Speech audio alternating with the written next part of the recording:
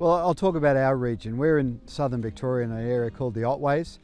The rainfall rate ranges from 450 to over 2,000 mils. So very high rainfall, very low rainfall, and I'm sort of in the lower mid-range. In our community, we have a group of 150 farmers who are in our Otway Agroforestry Network. So what we say, oh, you're interested in trees on your farm, join the network, come and join other farmers who are interested in growing trees. And how we do it differently in our group, rather than most land care groups hand out money for trees and fences, we don't do that.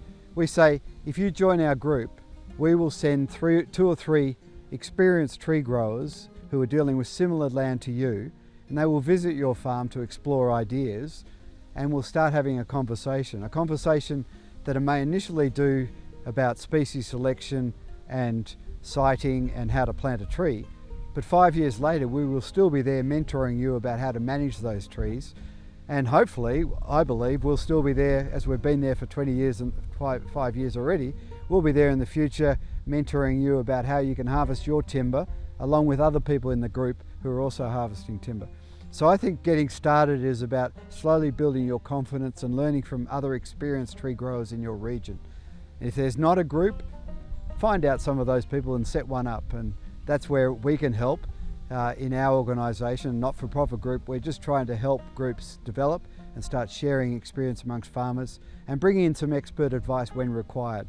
But I think the most important is that grassroots knowledge that can start spinning around a local community.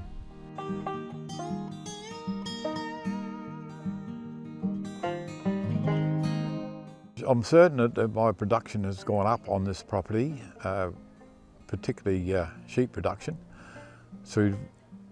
And the trees are a big part of that. There's the small amount of land that's probably around 10 or 15% of the land that's been put to trees and perennial type plants has improved sheep production and had very little effect on the actual amount of grain that's grown on the land.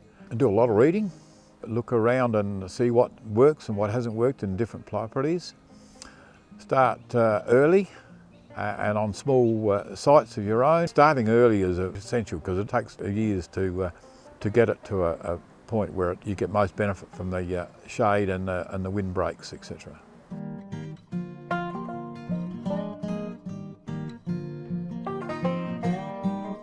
Preparation of the site prior to planting. If you can get almost a 2-year preparation in to control the weeds, competition is really important to keep as low as you can.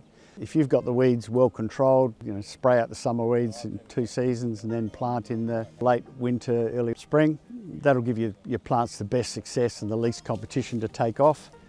Other than that, it's really just conventional ripping a line, compacting that a little and then planting into that furrow. Whether you want to make it zigzagged or nice straight lines, it's really up to the farmer to how they put it in. But that breaking of the soil and giving the plants roots easy access to the ground beneath is pretty important.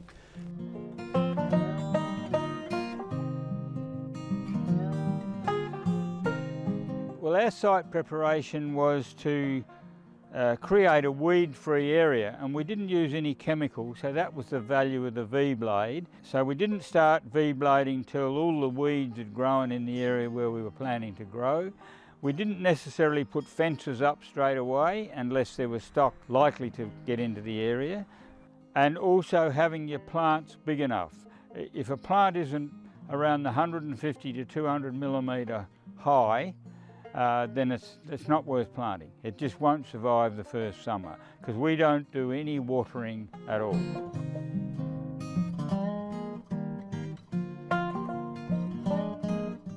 Well, there's such a lot to farm forestry, and I've been on the beginning end of it, of trying to get trees established, and that's an art or a skill in itself. But I would have to say that someone wanting to get started in forestry can't impress enough that they need to talk to someone who's done that or had that experience. There are so many little things to learn, so seek advice, I think, is always important.